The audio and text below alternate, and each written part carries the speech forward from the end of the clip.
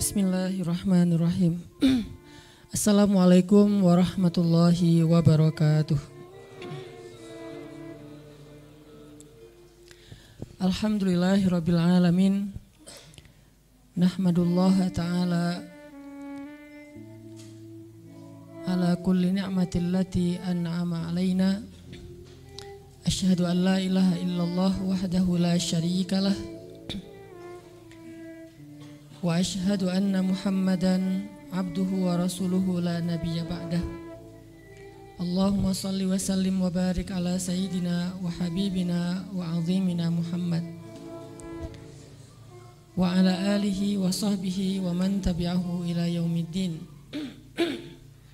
Rabbi syrah li sadri wa yassir li amri wahlul 'uqdatan min lisani yafqahu qawli. Qala Allah Ta'ala fil Qur'anil Karim, a'udzu billahi minasy syaithanir rajim. Bismillahirrahmanirrahim. Wal 'asr innal insana lafi khusr illa alladzina amanu wa 'amilus shalihat wa tawasaw bil haqq wa tawasaw bis sabr. Shadaqallahul azim. Teman-teman semuanya, anak muda Kota Bandung yang disayang oleh Allah Subhanahu wa taala.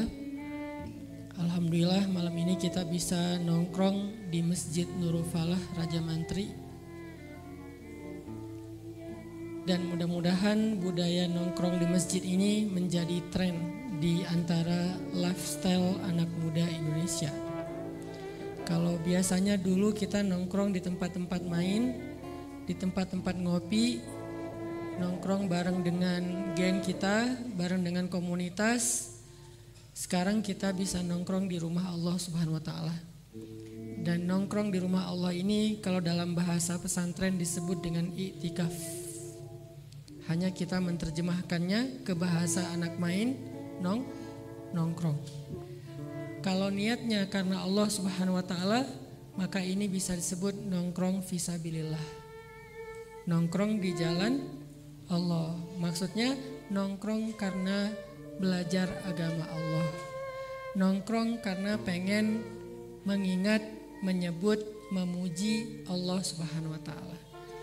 Dan tongkrongan ini dibandingkan dengan tongkrongan-tongkrongan yang lain ada bedanya, walaupun mudah-mudahan sama-sama nyaman. Kita nyaman nongkrong di kafe bareng dengan geng.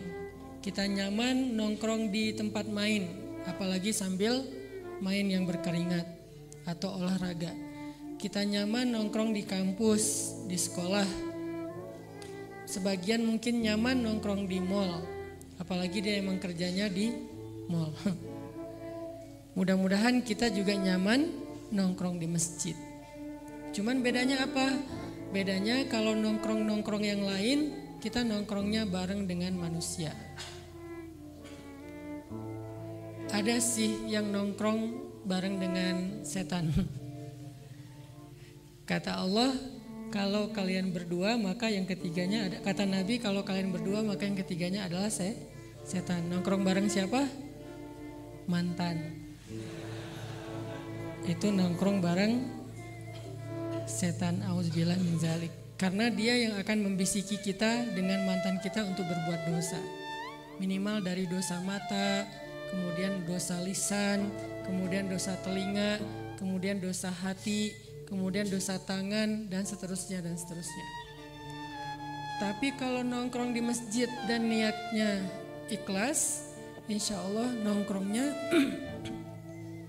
bukan cuma sama manusia, tapi juga insya Allah ditemani oleh para malaikat. Jadi nongkrong kita bareng dengan malaikat. Nongkrong yuk. Bareng siapa? Bareng malaikat. Ya, berkelas dikit lah insya Allah. Kok lo GR banget sih, malaikat bakal nemenin lo gitu. Bukan kata kita, bukan kata saya, kata Allah dan Rasul. Bahwa siapa yang duduk mengingat Allah, apalagi di rumah Allah, maka Allah utus untuk mereka malaikat untuk menemani mereka sampai beres. Jadi kita ditemani terus sama malaikat sampai beres. Terus ngapain malaikat nemenin kita? Sementara gak bisa ikut ajak ngobrol, malaikat nemani kita sambil komat kamit lisan malaikat. Ngapain? Mendoakan kita. Yang banyak hutang didoain semoga hutangnya cepat lunas. Kalau nongkrong bareng setan nambah hutang. Kalau ini didoakan lunas hutang. Yang lagi kurang sehat maksa-maksain datang ke rumah Allah, nongkrong bersama dengan teman-teman yang lain untuk dengar ilmu zikir kepada Allah, didoain sama malaikat supaya segera diberikan kesembuhan. Yang masih sendiri didoakan ikhlas. Bukan didoain jodoh, didoain ikhlas. Ikhlas dengan kesendirian. Didoain dapat jodoh. Artinya doa malaikat itu udah paling berharga aja dibandingkan dengan doa kita sendiri, walaupun kita tetap dianjurkan untuk berdoa. Jadi malam ini kita bersyukur untuk kesekian kalinya bisa nongkrong di Masjid Nurul Falah ini untuk belajar tentang ayat-ayat Allah, hadis-hadis Rasulullah, dan pastinya pengen belajar mendekatkan diri kepada Allah. Ternyata mendekatkan diri kepada Allah itu gampang. Mendekatkan diri kepada Allah itu enggak terlalu kaku. Harus gimana gitu, enggak. Kita tinggal datang aja ke rumah Allah. Dan rumah Allah itu terbuka untuk siapapun. Tapi Ustadz, saya mah banyak dosa. Emangnya rumah Allah milik orang suci? Enggak ada. Kalau rumah Allah itu adalah tempat orang suci, maka enggak ada satupun di antara kita yang boleh dan layak masuk ke sini. Semua kita pendosa. Semua kita pendosa. Hanya sebagian kita dosanya terbuka, sebagian yang lain tertutup secara rapat, gak ada yang tahu. Tapi semua kita pendosa. Ada di antara kita yang dosanya mungkin udah diterima taubatnya, ada di antara kita yang masih mau bertobat. Tapi sama-sama pendosa. Dan kita semuanya berbuat dosa bukan sekedar di masa lalu, masih terus saja berbuat dosa sampai sekarang. Hari ini ada yang gak berbuat dosa?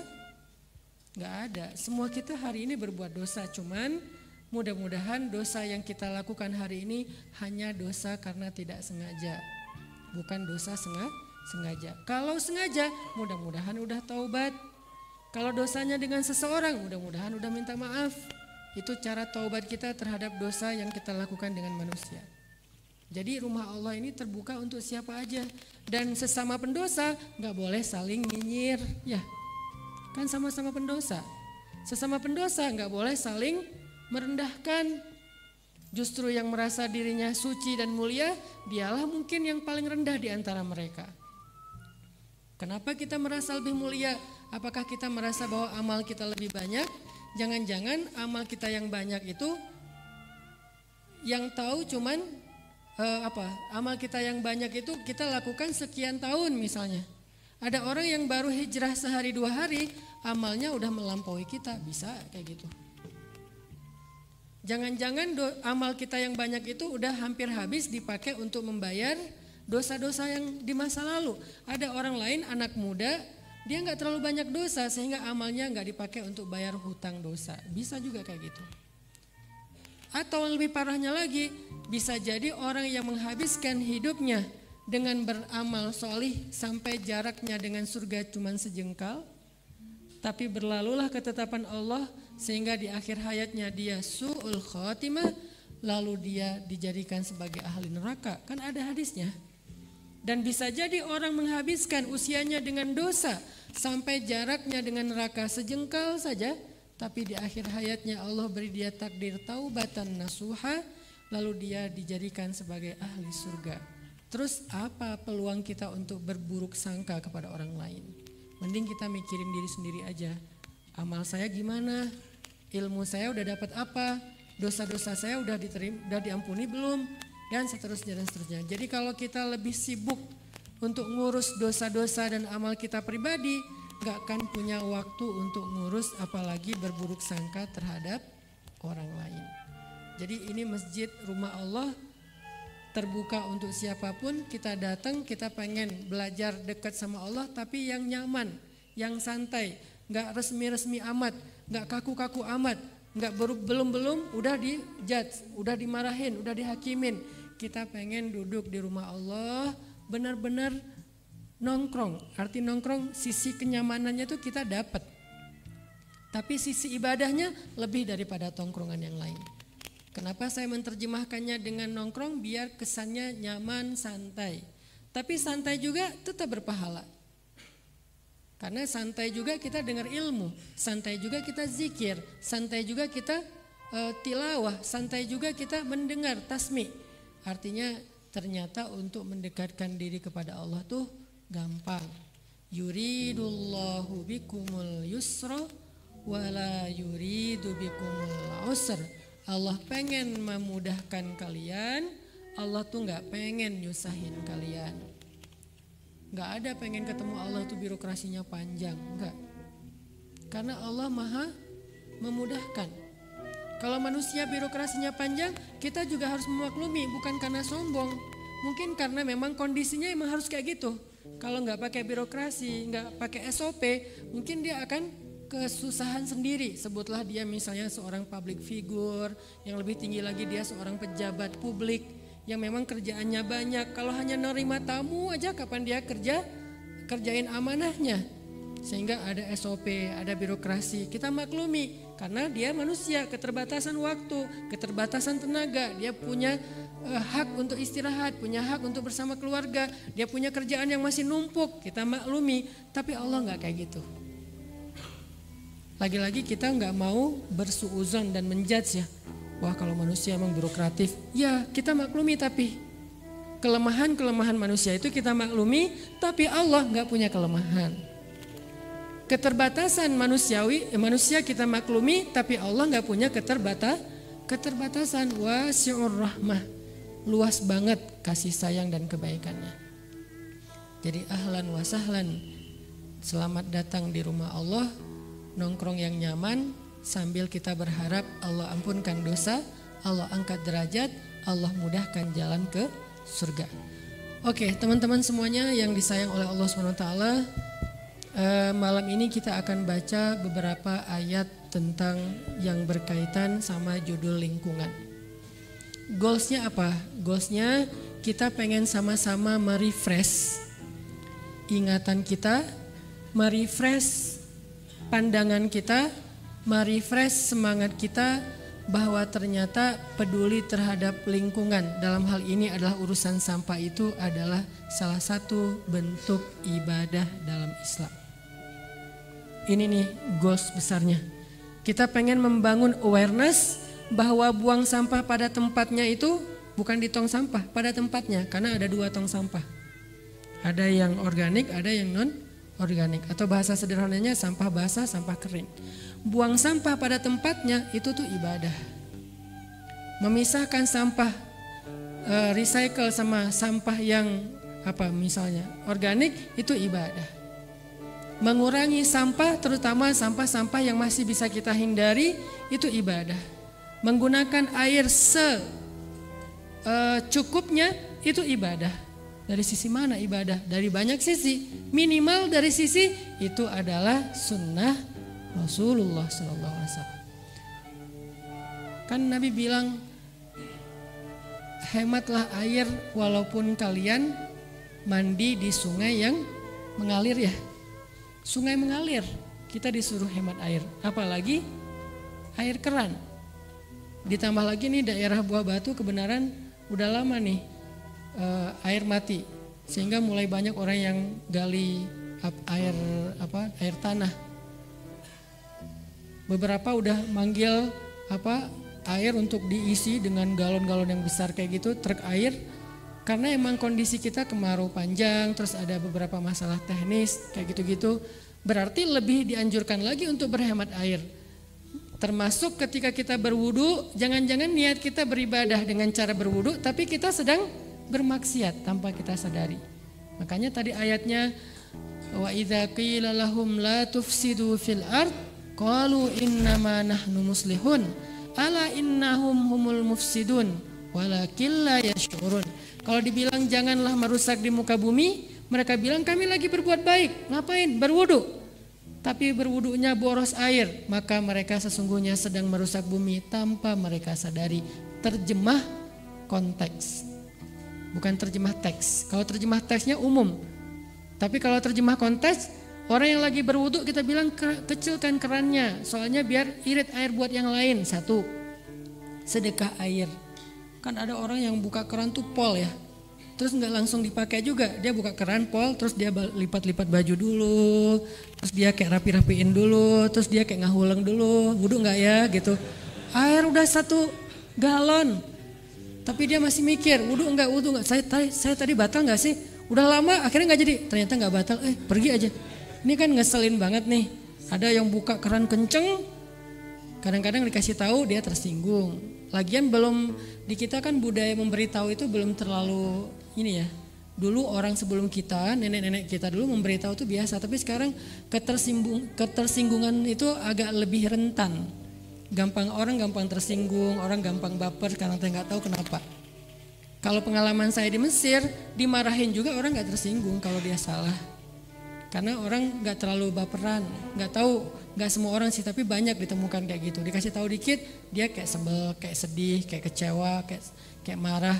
Nah mungkin secara teknis nanti bisa dikondisiin di masjid-masjid. Apakah memang dari atas itu dibuka kerannya kecil? Dan saya juga di rumah kan pakai pendorong, karena pakai air tanah, pakai pendorong, ada toren kan. Saya pakai pendorong tuh hanya pas lagi nyuci baju karena dia nggak akan keluar air kalau nggak pakai pendorong. Pakai sebentar, beres nyuci baju pakai itu mesin cuci, cabut. Sisanya saya naik ke atas toren, saya kecilin tuh keran. Jadi dibuka segede apapun juga nggak akan kenceng keluarnya. Bisa itu teknis kan? Bisa dari toren masjid kecilin sehingga orang kalau mau wudhu ya nggak akan ngegerojok kayak air terjun, tetap aja kecil. Tapi kalau lagi crowd kayak gini mungkin kondisional dibuka agak pol. Kenapa? Karena yang makainya banyak. Kalau misalnya dibukanya setengah atau cuma sedikit 10%, pakai rame-rame ya cuma tetesan-tetesan masa lalu gitu kan. Kapan ini beresnya teh? Dia wudhu dari maghrib selesainya isya. Azan isya di jama. Gara-gara mungkin karena kondisinya. Udah azan? Ya belum sempat tilawah. Jadi malam ini kita akan coba baca beberapa ayat tentang masalah bahwa menjaga lingkungan dalam hal ini adalah urusan sampah, itu adalah ibadah. Karena ibadah, mudah-mudahan kita bisa menjadikan itu sebagai jalan kita mendekatkan diri kepada Allah. Nanti kita baca ayat-ayatnya setelah sholat isya. Barakallahu fiik. Sebetulnya kenapa sih kita mengangkat isu ini sekarang? Padahal kan kita udah tahu bahwa zero waste atau less waste udah in dari beberapa lama yang udah lewat. Saya hanya pengen kita bareng-bareng coba mulai juga belajar menjadikan masjid sebagai pusat peradaban. Sebagaimana fungsi masjid pada masa Rasulullah SAW. Memang untuk menjadikan masjid sebagai pusat peradaban pasti proyek peradabannya bukan hanya proyek isu lingkungan. Termasuk isu moral, kayak Nabi dulu mempersaudarakan muhajirin dengan ansor, itu kan isu moral ya. Kemudian isu politik, ketika Nabi SAW membuat perjanjian dengan orang-orang Madinah, penduduk di sana, baik itu orang Muslim atau non-Muslim atau orang-orang Yahudi. Kemudian diangkat lagi tema masalah militer dan dakwah. Karena dulu militer dan dakwah ini menjadi sesuatu yang masih satu paket. Soalnya memang banyak sekali ancaman-ancaman dari musuh-musuh Islam terhadap kota Madinah. Itu pun pusatnya ada di masjid. Termasuk isu ekonomi. Jual beli gak dilakukan di masjid. Tetapi kebijakan-kebijakan tentang ekonomi itu adanya di masjid. Memang masjid tidak boleh dipakai untuk jual beli. Kalaupun boleh tapi tidak berkah, nggak haram sih, cuman dicabut keberkahannya. Cuman kebijakan-kebijakan yang berkaitan dengan dagang, pasar, masalah riba, masalah apalagi sedekah dengan segala macam bentuk transaksi, ta'awun, musyarakah, itu kan diawali di masjid. Bisa dibilang masjid itu memang pusat gagasan-gagasan yang berkaitan dengan peradaban. Nah, banyak tema yang bisa kita lakuin di masjid. Cuman yang paling memungkinkan untuk saat ini, untuk bisa dibilang kayak salah satu proyek kecil-kecilan kita adalah isu lingkungan. Kemana arah isu lingkungan ini? Nanti insya Allah akan dijelaskan oleh tamu spesial kita. Beliau adalah penggagas program Kang Pisman di Kota Bandung. Beliau bisa jadi kayak tokoh intelektualnya Kang Pisman yang membuat gagasan ini menjadi program Pemkot. Nanti beliau akan sharing kayak gimana dan kemana arah dari program misalnya isu lingkungan yang berkaitan dengan sampah di masjid. Kita meminjam istilah dari teman-teman yang udah menjalankan program ini dengan nama sedekah sampah. Nah ini yang akan kita kerjakan supaya masjid bisa menjadikan isu lingkungan ini sebagai salah satu pusat solusinya itu ada di masjid. Dan emang bisa banget karena kekuatan masjid itu bukan hanya tempat tapi juga trust publik terhadap tema-tema yang dikeluarkan dari masjid itu tinggi ketimbang dengan yang dikeluarkan dari tempat-tempat yang lain. Ketika ini diangkat oleh masjid, oleh para ustadz dengan bahasa narasi-narasi agama, Al-Quran dan hadis, kita berharap trust publik terhadap isu ini tinggi, akhirnya yang akan join juga lumayan besar. Karena selama ini mungkin isu itu udah diangkat, digaungkan di beberapa media, cuman masih tetap aja butuh support lebih dari yang lain, termasuk oleh pastinya masjid. Karena nilai kebaikan lingkungan ini memang tidak bisa dilepaskan dari ajaran Islam. Sehingga kita berharap kelak, sebutlah secara teknis nih penjelasannya, masjid itu bisa jadi salah satu tempat pengumpulan sampah yang siap di-recycle, didaur ulang. Dan itu jangan dibayangkan bahwa masjid akan kotor. Kalau orang yang berpikir konvensional mungkin akan melihat masjid jadi tempat sampah, bukan. Makanya nanti akan ditutorialkan oleh Kang Gunggun gimana caranya nanti kita akan bikin simulasi kecil pekan depan untuk bisa menjalankan sistem gimana mengumpulkan sampah yang tidak nyampah, gimana mengumpulkan sampah yang tidak bau, gimana ngumpulin sampah tapi langsung siap untuk didaur ulang, dan itu akan bisa menjadi salah satu solusi kecil buat perubahan besar. Solusi kecil untuk perubahan besar. Karena saya tidak berani mengklaim ini solusi besar karena kita harus bekerja lebih keras lagi dan lebih masif lagi, tapi mudah-mudahan solusi kecil ini insya Allah akan membuat perubahan besar sebagai sebuah tren di kalangan kaum muslimin. Kalau tren di antara banyak orang kayaknya udah lama, tapi di penggiat dakwah, kemudian di masjid, kemudian kepada para yang mencintai ilmu duduk dalam majelis taklim ini belum terlalu ngetren. Malah beberapa event dakwah yang sangat sedih buat kita itu adalah kita belum bisa nunjukin event yang less waste. Kita tuh belum bisa bikin event less waste tuh belum bisa ya. Beberapa kali belum berhasil. Karena bahkan beberapa kali acara tabligh akbar, talim malah sampah kita lumayan besar. Jadi bisa dibilang acara ibadah tapi menyumbang sampah. Dan sampahnya kalau nyumbangnya tapi terkelola gak masalah, itu masih realistis, bukan berarti, makanya kita gak bilang zero waste ya, karena itu masih terlalu tinggi lah untuk level kita. Kita bilangnya less waste saja. Artinya kita bukan gak punya sampah, ada tapi dikelola. Ketika sampah dikelola malah bisa jadi sesuatu yang menarik. Apalagi kalau misalnya reuse, misalnya dipakai ulang, jadi alat apa, jadi tempat apa, itu aja udah menarik. Apalagi dikelola sampai recycle, didaur ulang, atau minimal dikelola untuk dipisahkan supaya rapi, itu juga udah baik. Nah sementara kenyataannya di dalam beberapa event taklim kita bacain ayat yang fasih, kita bacain hadis yang luar biasa riwayatnya, kita bertakbir, kita menangis taubat, kita istighfar, kita sholat dengan bacaan Al-Quran yang ayatnya panjang, beres acara sampahnya tinggal banyak banget dan itu berserakan, tidak dikelola. Ini tuh masalah. Sehingga kesadaran inilah yang membuat kita coba untuk meng-create ulang dakwah kita dengan tren baru. Dakwah yang less waste.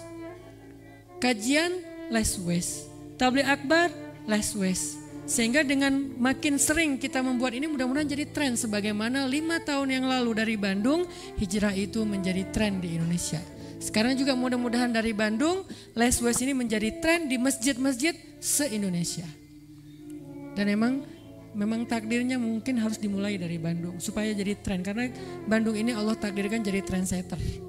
Walaupun di dalamnya ada lintas etnis, tapi dia pusat tren salah satunya di Indonesia. Sehingga kalau di Bandung kita kompak nih, minggu depan kita bikin event simulasi semacam latihan bikin sistem mengumpulkan sampah yang sudah dipisahkan, yang nanti secara teknis dijelaskan sama Kang Gunggun. Dan ini akan langsung diduplikasi awal November oleh 7 Ustadz Avengers. 7 Ustadz Avengers. Udah siap, mereka nunggu kita nih. Dari Ustadz Abdul Somad, Ustadz Adi Dayat sekarang udah gabung kan bareng kita. 7 Ustadz ini, kalau dengan Bandung berarti 8, tapi Bandung udah mulai malam ini prolog, minggu depan simulasi, seterusnya udah jalan di Masjid Markas Dakwah. Sehingga mudah-mudahan langsung diduplikasi oleh ustadz-ustadz, mereka lagi nunggu nih setelah sistem ini jadi tinggal duplikasi dengan sedikit sentuhan teknis yang mungkin berbeda karena memang kondisinya berbeda. Tapi akan langsung jalan di minimal 8 kota para ustadz yang bergabung dalam barisan bangun negeri ini. Sehingga mudah-mudahan dengan ustadz-ustadznya masing-masing udah menjalankan program Less Waste Event, Less Waste Masjid, Less Waste lifestyle, Less Waste Taklim, insya Allah se-Indonesia nanti akan menjadikan itu sebagai salah satu SOP membuat kajian. SOP membuat tabligh akbar. Malu kalau kita bikin tabligh akbar bicaranya indah, sempurna, ideal, tapi pas kita bubar ninggalin sampah. Siapa yang disalahkan? Saya nggak mau menjudge. Saya hanya pengen ngajak kepada yang mudah-mudahan lebih baik. Kita tidak suka menjudge saudara-saudara kita. Oke, sekarang kita baca ayat yang pertama adalah tentang tugas kita sebagai khalifah yang Allah sebutkan di dalam surat Al-Baqarah. Teman-teman bisa buka ayat 30 surat Al-Baqarah itu. Allah Subhanahu wa taala berfirman, nih kita tilawah bareng-bareng ya. Saya baca, teman-teman lanjutin. A'udzu billahi minasy syaithanir rajim. Silakan.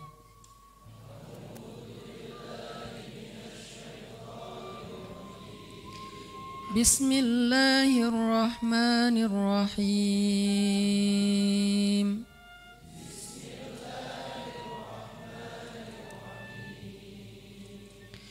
وَإِذْ قَالَ رَبُّكَ لِلْمَلَائِكَةِ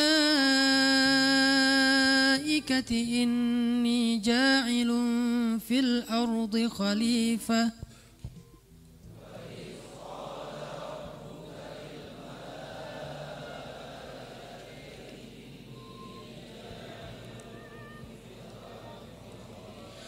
قالوا أتجعل فيها من يفسد فيها ويسفك الدماء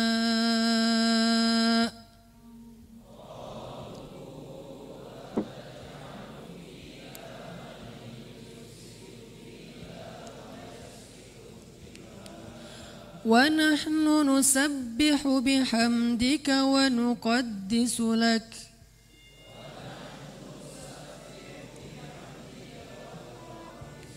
قال إني أعلم ما لا تعلمون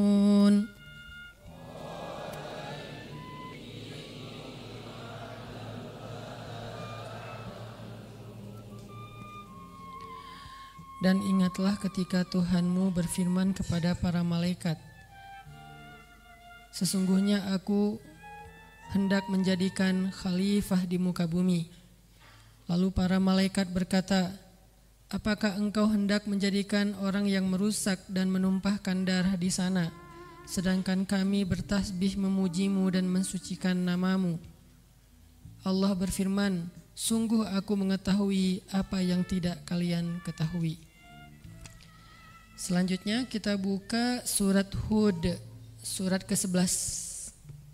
Surat Hud, surat ke-11 ayat 61.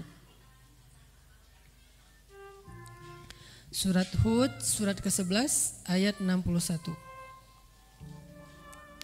Bismillahirrahmanirrahim.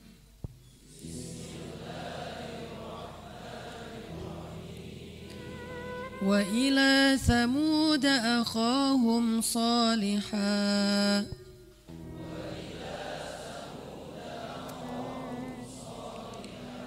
قال يا قوم اعبدوا الله ما لكم من إله غيره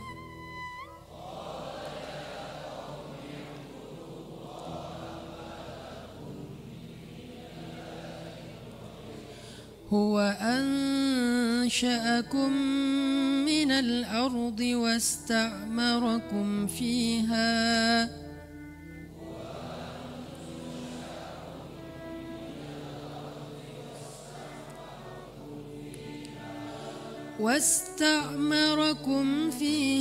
فاستغفروه ثم توبوا إليه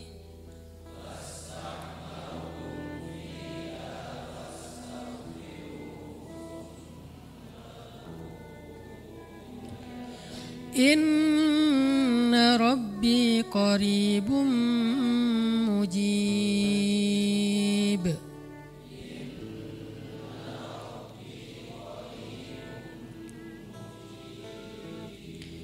Dan kepada kaum Samud kami mengutus saudara mereka Salih. Dia berkata, wahai kaumku, sembahlah Allah, tidak ada Tuhan bagi kalian selain Dia, dan Dia telah menciptakan kalian dari bumi dan menjadikan kalian sebagai orang yang memakmurkannya. Karena itu mohonlah ampunan kepadanya, bertaubatlah kepadanya. Sesungguhnya Tuhanku sangat dekat rahmatnya dan memperkenankan doa hamba-hambanya. Shadaqallahul azim. Teman-teman yang dirahmati Allah Subhanahu wa taala, dua ayat ini menceritakan tentang tugas, salah satu di antara tugas-tugas yang Allah telah takdirkan ketika Allah ingin menciptakan manusia. Di surat Al-Baqarah Allah menyebutkan tugas ini dengan istilah khalifah. Sedangkan di surat Hud Allah menyebutkan tugas ini dengan istilah imarah. Ada istilah khalifah, ada istilah imarah. Sekarang ini dengan berbagai macam kesalahpemahaman orang terhadap istilah khalifah, kita mulai agak dijauhkan dari istilah ini. Entah bagaimana ceritanya, dibuat semacam propaganda, settingan bahwa seolah-olah kata ini kata yang terlarang. Sebagaimana kata jihad. Seolah-olah ngomongin khalifah atau khilafah berarti dia ingin mengubah Indonesia. Ingin mengganti sistem Indonesia. Anti terhadap nasionalisme. Tidak menghargai pahlawan. Ini kesalahpahaman yang fatal. Karena kalau kita mau membaca Al-Quran dan mau sedikit fair, karena yang mengatakan demikian buat saya nggak fair. Kenapa nggak fair? Dia nggak ngerti Al-Quran, tapi dia bicara mengatasnamakan Al-Quran. Kan ini istilah Al-Quran. Yang boleh ngomong tentang ini adalah orang yang mengerti Al-Quran. Tapi ada juga orang yang sudah mengerti Al-Quran masih takut dengan istilah ini. Berarti mudah-mudahan dia diberikan petunjuk. Ini bukan bahasa judge kan? Bahasa doa namanya. Mudah-mudahan dia diberi petunjuk. Kecuali saya bilang dia sesat. Tapi kalau saya bilang dia mudah-mudahan dapat petunjuk, ini doa, saling mendoakan. Kenapa? Karena memang dicari satu istilah untuk menjadi legitimasi dan menghalang-halangi dakwah. Sebagaimana jihad pernah dijadikan sebagai legitimasi untuk menghalang-halangi kebangkitan Islam. Padahal jihad itu ajaran Islam. Kalau ada satu dua orang atau kelompok yang salah mempraktekkan jihad, bukan berarti syariatnya salah. Ya, misalnya nih ada orang yang cerai, terus ada orang yang nikah terus cerai. Apakah syariat nikah salah? Enggak kan? Tuh banyak perceraian gara-gara pernikahan. Banyak juga yang putus gara-gara pacaran. Malah diselingkuhin, ditikung dan segala macam. Jadi nggak bisa gara-gara ada sebuah contoh orang yang human error dalam mempraktekkan satu syariat Allah, maka dengan syariat-syariatnya kita kambing hitamkan, kita kebiri, kita hilangkan dari praktek kehidupan kita. Ini nggak fair sama agama Allah. Padahal Allah sendiri yang mengatakan innad dina indallahil Islam. Wa may yabtaghi ghairal islami dinan falan yuqbala min. Allah sendiri mengatakan al-yaum akmaltu lakum dinakum wa atmamtu alaikum ni'mati wa raditu lakumul Islam dinan. Allah sendiri yang bilang Islam itu udah Allah sempurnakan. Sehingga semua diksi yang ada di Al-Quran itu sempurna. Semua sistem yang dijelaskan oleh Al-Quran itu sempurna. Jadi nggak perlu lagi kita otak-atik, kita acak-acak, kita coret-coret, diganti dengan cara kita sendiri. Kita hanya perlu menerjemahkan itu dalam konteks kekitaan. Bukan mengganti ayat. Sama seperti masalah hukum waris. Orang yang salah mempraktekkan waris itu banyak banget. Seorang paman mengambil waris dari ponakannya karena dia tidak punya saudara atau sudah punya saudara laki-laki. Ada pamannya, dia dapat waris, kemudian waris itu tidak dijadikan sebagai modal menafkahi, malah dipakai untuk memperkaya diri sendiri. Benar apa salah? Salah. Kenapa waris itu 2:1? Kenapa saudara laki-laki dapat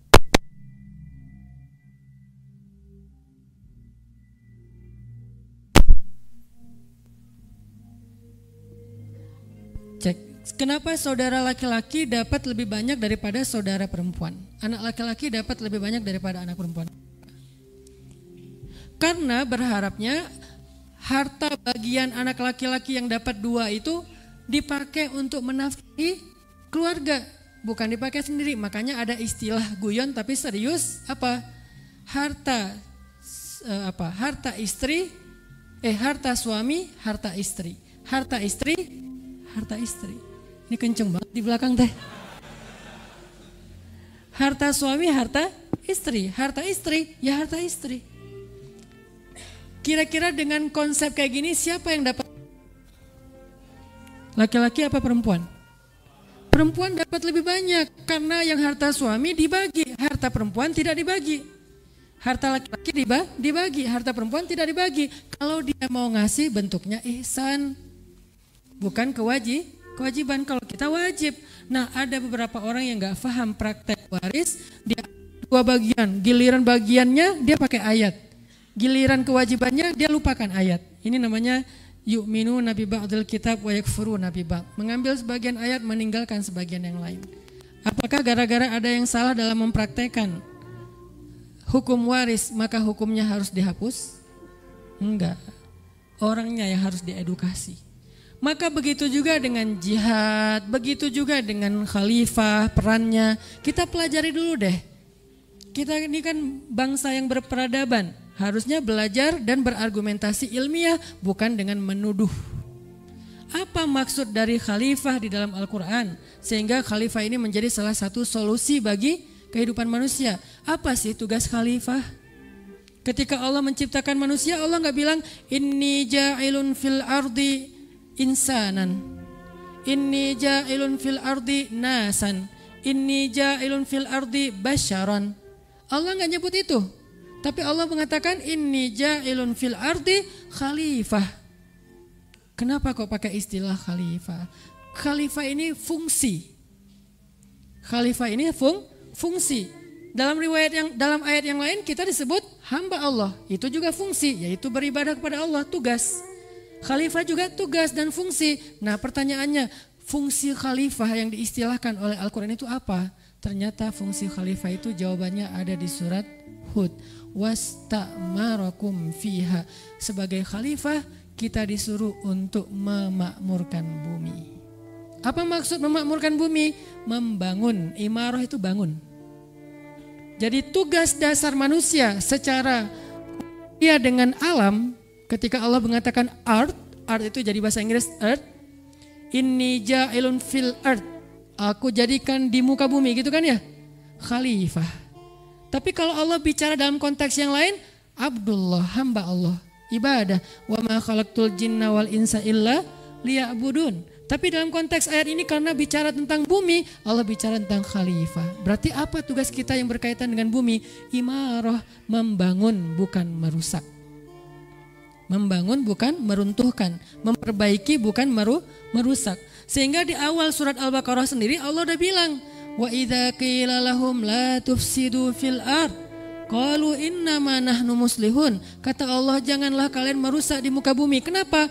Karena salah satu di antara perangai orang yang kufur kepada Allah itu adalah yufsidun. Mereka merusak di mana-mana. Bukan orang kafir, orang yang kufur. Kalau orang kafir statusnya, kalau orang kufur perangainya. Bisa jadi dia mukmin tapi dia kufur. Kufur nikmat, kufur iyal, kan banyak istilah kufur dalam Islam kan? Kufur nikmat yang menjadikan nikmat justru untuk merusak. Kufur iyal yang diberikan pasangan yang baik malah dia khianati, itu namanya kufrun iyal. Jadi kufur, saya memilih istilah kufur dengan makna kerjaannya. Ada orang muslim tapi dia kufur, artinya dia merusak di muka bumi.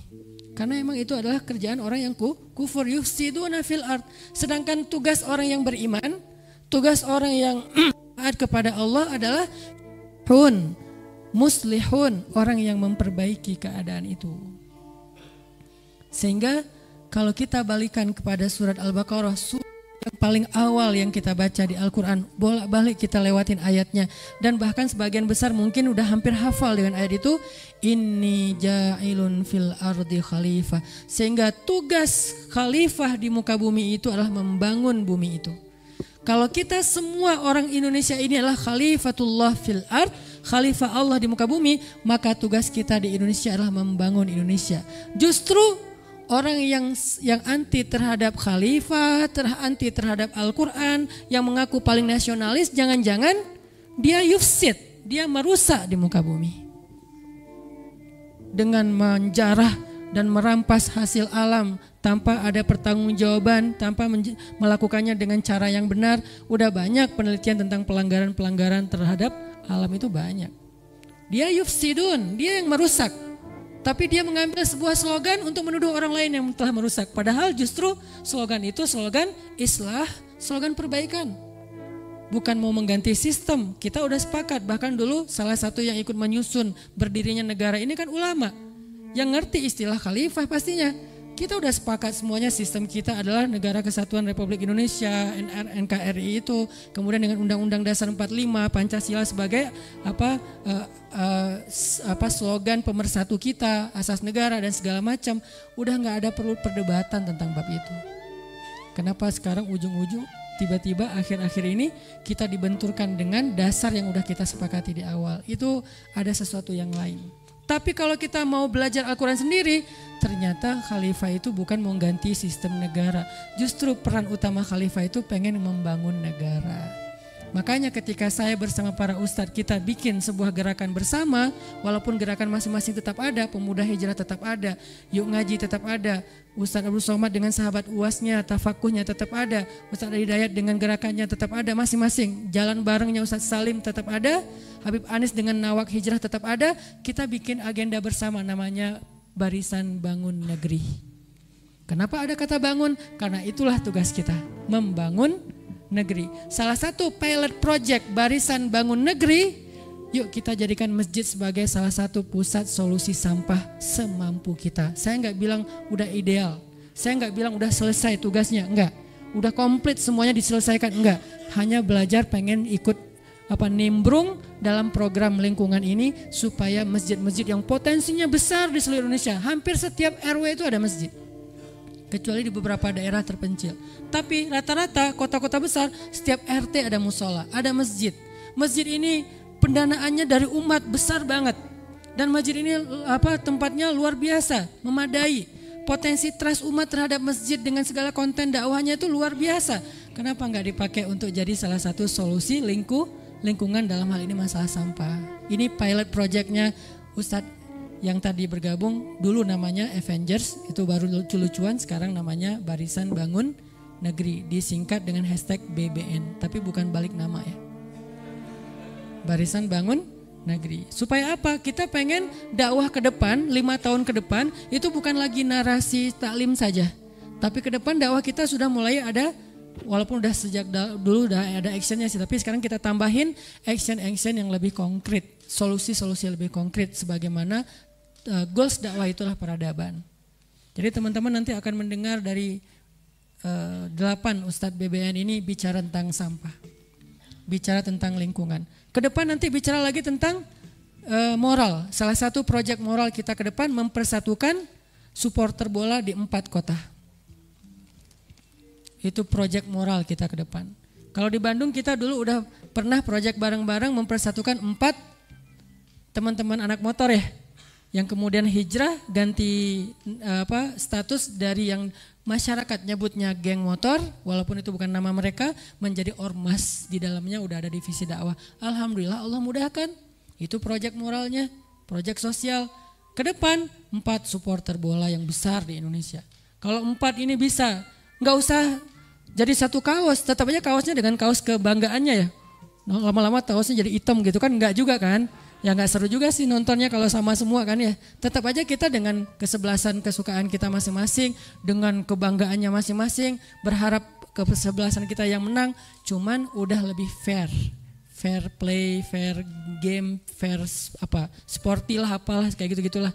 Lebih sportif misalnya apalah istilahnya. Saya nggak ngerti, yang jelas kita pengen 4 supporter bola ini Malang, Surabaya, Bandung, Jakarta bisa damai. Itu yang disebut dengan program dakwah mu'akhad bainal aus wal khazraj, mu'akhad bainal muhajirin wal ansar. Nanti salah satunya yang mainnya di kandang namanya ansar, yang tandang namanya muhajirin. Kan muhajirin datang kan, ansar kan yang menerima. Nah masing-masing berperilaku seperti fungsinya. Kalau kita lagi di kandang, maka teman-teman bobotoh Viking jadi ansor. Apa fungsi ansor? Yu'thiruna ala anfusihim walau kana bihim khasasah. Mereka mendahulukan muhajirin daripada dirinya walaupun mereka butuh. Tiket kasih ke muhajirin dulu. Udah habis semuanya, udah kami masuk sekarang. Nah itu tuh ansor tuh.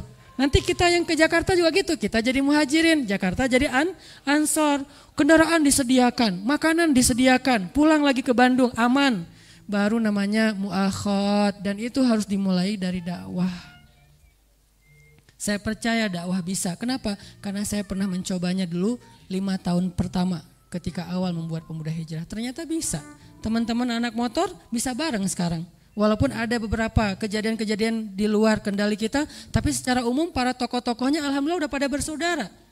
Saya dekat sama Kang Sony Brigas salah satunya. Kita sering nongkrong bareng, kemudian kita ngobrol-ngobrol agama, bahkan acara ngabuburit di Gasibu dulu 4-4-nya kita tampil, kita nyanyi lagu Indonesia Raya bareng, kita zikir bareng, muhasabah bareng, dan itu ternyata bisa terjadi lewat dakwah. Kenapa? Karena dakwah ini emang ditolong Allah.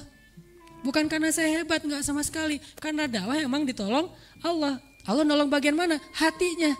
Bukankah hati manusia di genggaman Allah? Tiba-tiba hatinya dilembutkan sama Allah. Enggak bisa pakai approaching yang lain. Pemerintah mungkin masih proses, lewat hukum masih proses, lewat kultural masih proses. Tapi lewat dakwah Allah balikkan langsung hatinya. Dan itu berarti mungkin banget. Jangankan cuman Malang, Surabaya, Bandung, Jakarta.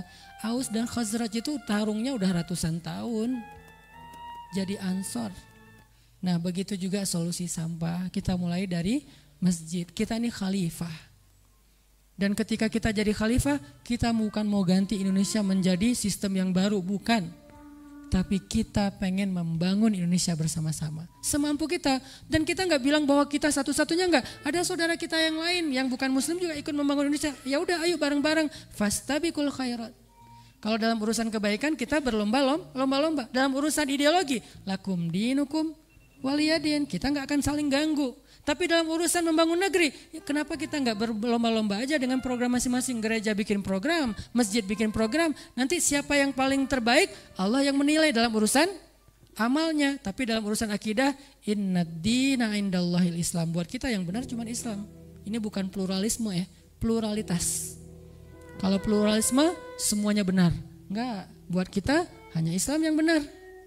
Tapi kalau pluralitas, insya Allah semua kita bisa bareng. Walaupun kita menganggap kita yang paling benar, tapi kita bisa bareng. Ini nih artinya itu yang sedang kita lakukan teman-teman. Makanya saya bilang dulu taklim kita tentang semangat, motivasi. Sampai saya disebut motivator, alhamdulillah gitu kan. Sekarang kita naik satu level lagi. Mulai kepada programming, social engineering. Memang itu awal dari kita membuat dakwah sejak dulu. Jadi nanti kita akan dengarkan dari Kang Gunggun seperti apa sih less waste ini atau program sedekah sampah yang dilakukan di masjid. Saya bermimpi 1 tahun Masjid-masjid banyak di Indonesia itu udah menjalankan program sedekah sampah. Sehingga orang kalau misalnya bingung buang sampah kemana, masjid. Tapi cara buangnya bukan langsung bawa, kasihan masjid. Karena dosa membuang sampah di masjid lebih gede daripada di selokan. Terus gimana caranya? Nah, ini kan ada konsekuensinya kan. Buang sampah di masjid dosanya lebih gede. Jangankan sampah. Maaf ya, kita lagi sholat gitu ya. Maaf banget. Misalnya kita lagi sholat tiba-tiba ada kotoran di gigi kita habis tadi makan apa misalnya kan ya. Cireng atau apalah. Terus ada kayak kotoran dikit. Kan gak boleh makan sambil sholat kan. Akhirnya kita keluarin, dikemanain. Jangan digituin. Wah terus orang di belakang, gak boleh walaupun kecil. Gak boleh, terus kemanain? Masukin kantong. Aduh Ustaz, gelo aneh. Nah makanya sebelum ke masjid mah siwak dulu. Siwak mah boleh pakai pasta, boleh siwak beneran ya. Kalau pakai pasta siwak bid'ah lah. Tapi yang penting bersihin gigi. Nah, jadi siwak dulu biar bersih. Itu aja nggak boleh. Ada kotoran kecil di masjid kita ambil, masukin kantong kita. Apalagi buang satu plastik sampah nggak boleh. Makanya nanti ada tutorial sedekah sampah, buang sampah ke masjid itu kayak gimana. Sehingga kita buang sampah tapi sampahnya kayak bersih banget, disetrika, dilipat gitu kan. Terus ditulis ini tanggal berapa. Enggak, itu mah bercanda. Itu salah. Nanti akan dijelaskan sama Kang Gunggun, maka saya panggil Kang Gunggun untuk masuk ke ruang utama. Nanti di akhir kita bertahan ya karena ada saudari kita yang malam ini insya Allah akan bersyahadat. Jadi kita pengen jadi saksi semuanya atas ucapan syahadat beliau. Beliau udah lama ikut kajian kita dan sekarang sudah memantapkan hati untuk bersyahadat dan menjadi seorang muslim insya Allah.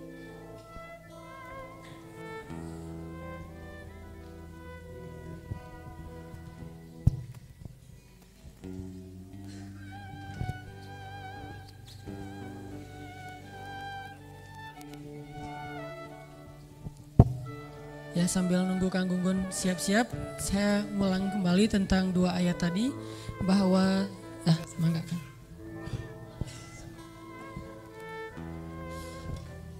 Ya alhamdulillah sedikit wasta'rakum fiha, Allah menyuruh kalian untuk membangun bumi itu, bukan merusak. Sehingga kalau misalnya kita merusak, maka kita telah melakukan satu bentuk kekufuran kepada Allah.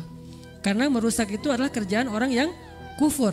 Arti kufur ingkar kepada Allah Subhanahu wa taala. Dan mudah-mudahan orang yang udah ngaji insya Allah gak mau kufur kepada Allah. Kita udah taubat tentang dosa masa lalu, sekarang kita juga pengen taubat tentang dosa kita terhadap bumi, dosa kita terhadap alam, dosa kita yang berkaitan dengan lingkungan insya Allah. Baik, bismillahirrahmanirrahim. Assalamualaikum warahmatullahi wabarakatuh. Alhamdulillahillazi arsala rasulahu bil huda wa dinil haq liyudhhirahu 'ala dini kullihi wa kafa billahi syahida. Asyhadu an la ilaha illallah wa asyhadu anna Muhammadan abduhu wa rasuluhu la nabiyya ba'dah. Sebelumnya jazakallahu khair Ustaz buat Ustaz Hanan yang sudah mengundang saya ke sini dan saya senang sekali sebetulnya alhamdulillah karena memang urusan menjaga lingkungan ini sesungguhnya bagian dari akhlak Islam begitu ya. Tapi ya belum membudaya tampaknya begitu ya. Bahkan ini sedikit curhat Ustaz, waktu itu saya ingat di alun-alun ada tablik akbar begitu ya. Jadi ada tablik akbar yang ternyata yang hadir itu sampai penuh sekali alun-alun. Namun apa yang terjadi, tablik akbarnya itu bagus gitu ya. Temanya tentang hal-hal yang islami lah ya. Tapi bubar tablik akbar apa yang terjadi, ada yang tahu? Langsung itu alun-alun jadi lautan sampah. Padahal itu acaranya acara tablik akbar gitu ya. Jadi yang curhat akhirnya para petugas lapangan gitu ya. Pada komplain gitu. Ini katanya islami tapi kok begini gitu ya. Nah memang ini jadi challenge buat kita bagaimana Islam ini bukan sekedar sholat saja tapi juga hal-hal yang lainnya.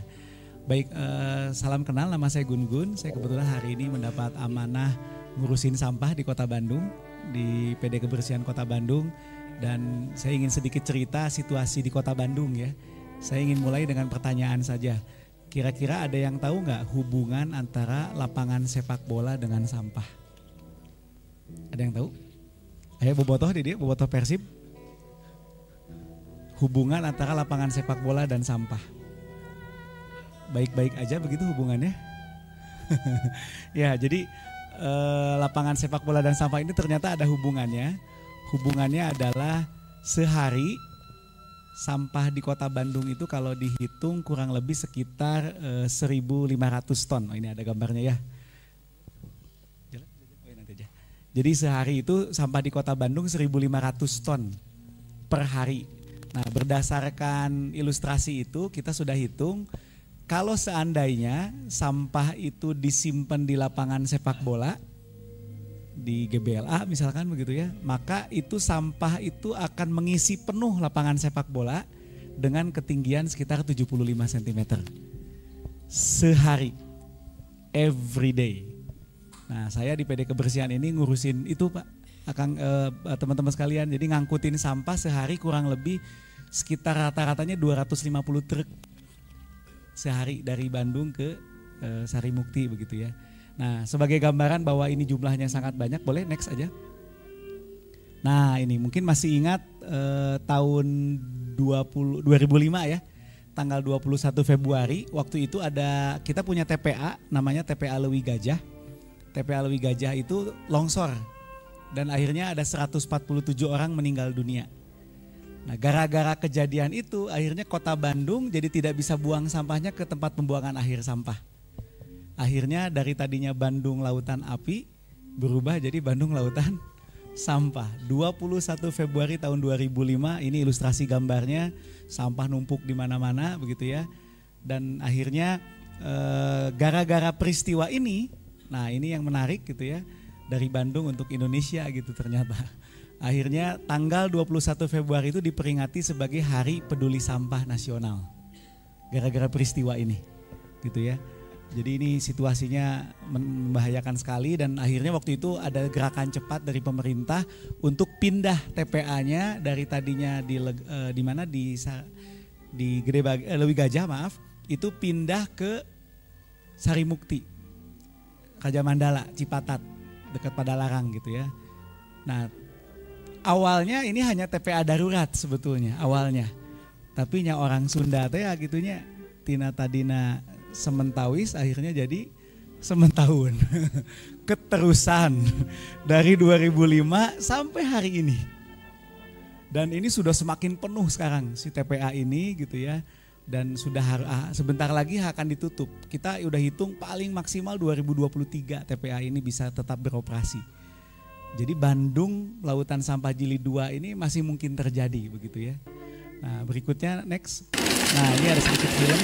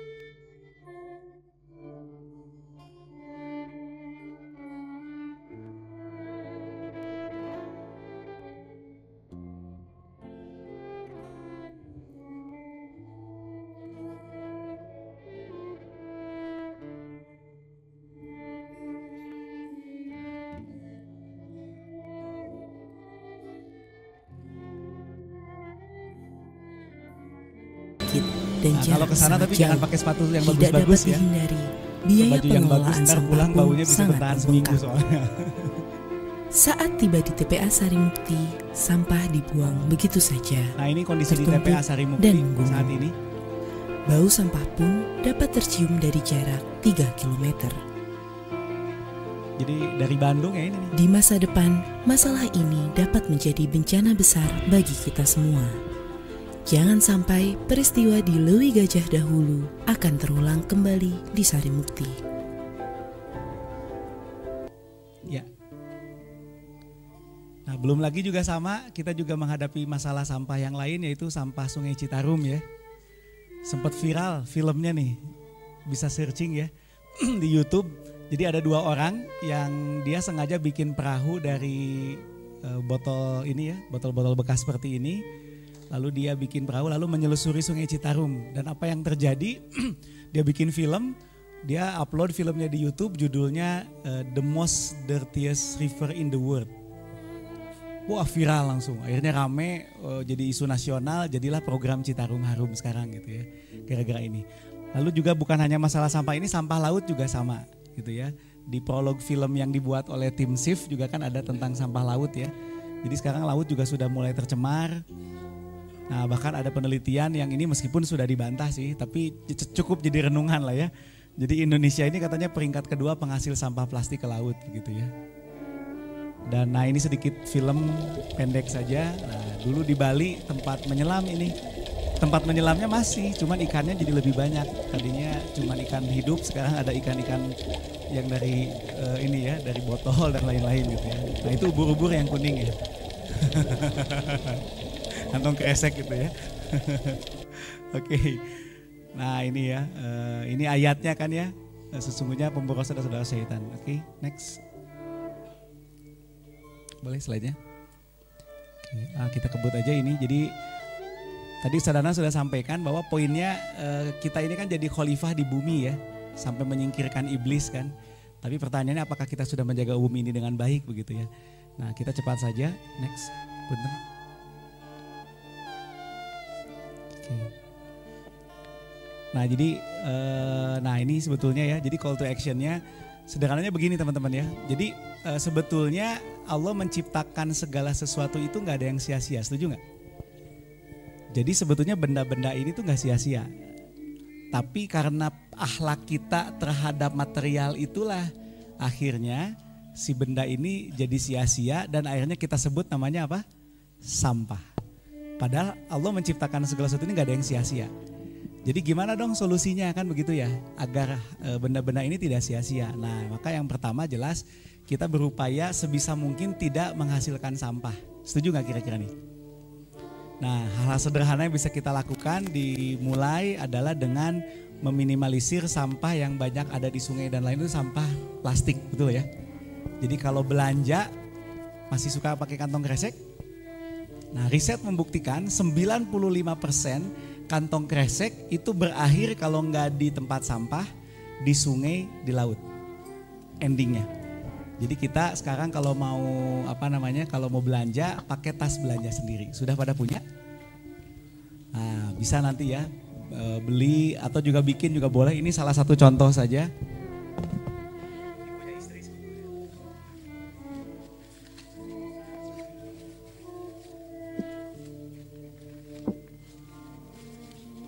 Jadi kalau belanja ke minimarket atau supermarket, kalau barangnya masih bisa dibawa aja. Ini contohnya pakai tas belanja sendiri gitu ya. Terus kalau kita beli minum atau bawa minum, baiknya kita meminimalisir sampah-sampah seperti ini. Jadi kita ganti jadi apa? Tumbler. Wah, sudah punya tumbler ini? Belum, di depan ada di luar ya, silakan beli. Ya jadi ini budaya mengurangi sampah kemasan dari minuman gitu ya. Lalu berikutnya juga sama, kalau kita beli makan, kita biasanya kan dikasih dusnya ya, kadang dusnya juga dari styrofoam. Maka kita bisa ganti dengan menggunakan misting. Kita pakai misting, nanti bisa diganti gitu ya. Nah terus juga yang bisa kita lakukan juga adalah sampah tisu, banyak nggak? Banyak. Nah itu bisa diganti dengan apa tisu? Sapu tangan, betul. Jadi kita juga pakai sapu tangan. Jadi banyak budaya-budaya yang sebetulnya sudah baik, tapi sekarang hilang gitu ya. Nah termasuk juga salah satu yang sekarang juga cukup banyak adalah sampah sedotan. Betul nggak? Sedotan itu berapa detik sih kita pakai? Ada yang kurang dari semenit minumnya langsung habis ada? Jadi langsung diseruput sup gitu ya, habis gitu ya. Nah itu cuma berapa detik akhirnya jadi sampah, betul nggak? Ya. Punten slide-nya diganti yang sedekah sampah. Ada film yang pengen ditampilin ya. Slide-nya yang sedekah sampah punten di Pemuda Hijrah. Jadi ada beberapa gambar yang beda slide ini tampaknya. Saya ingin tampilin juga. Jadi sedotan ini ternyata juga menyakiti makhluk hidup lain. Ternyata makhluk hidup lainnya adalah diantaranya yang pernah ketemu itu adalah penyu. Coba di slide sedekah sampah, judul slide-nya. Jadi penyu ini pernah ada temuan penyu di laut itu di hidungnya ada apa namanya, ada benda gitu. Apa gitu ya oleh yang nolongin tuh ya. Lalu akhirnya dicabut si benda itu. Dan apa yang terjadi ternyata benda itu adalah sedotan sampai berdarah gitu. Ini bukannya. Coba punten. Kita lihat ya. Next. Nah ini nih, oke ini ada nih. Yang lebih slide yang ini ya. Nah jadi ini kita lihat beberapa gambar yang cukup shocking buat kita gitu ya. Bahwa ternyata perilaku kita juga menzolimi makhluk-makhluk Allah yang lainnya.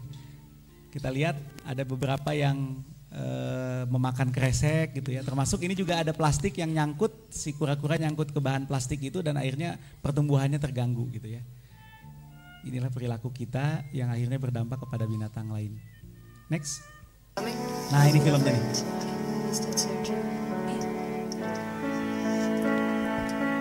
Jadi ada penyu yang di hidungnya ada sesuatu gitu ya.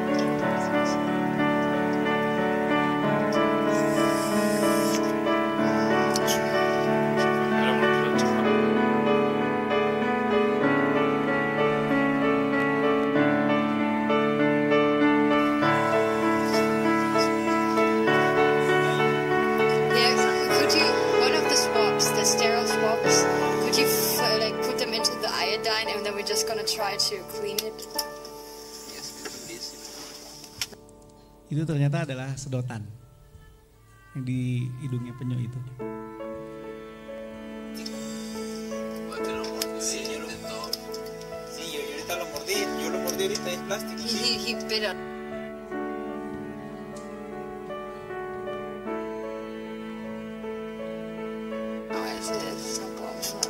Oh man, show me please, I want to.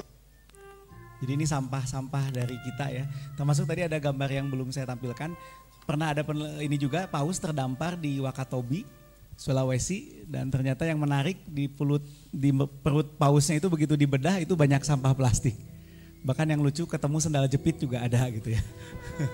Di dalam paus itu gitu ya. Nah ini pemakaian sedotan. Sama ada juga burung-burung di laut yang ketika mati ternyata di perutnya banyak sampah gitu ya. Ini juga cukup memprihatinkan. Nah, termasuk sekarang juga lagi agak membahayakan ini kandungan mikroplastik. Jadi sampah-sampah plastik kita itu kan ada yang kebawa ke sungai ya. Dari sungai itu ke laut. Nah, tapi di perjalanan itu kan pecah-pecah tuh si plastiknya tuh. Dan akhirnya sekarang kemakan sama ikan. Kemakan sama ikan, akhirnya ikannya ditangkap oleh manusia lalu dimakan sama siapa? Sama manusia.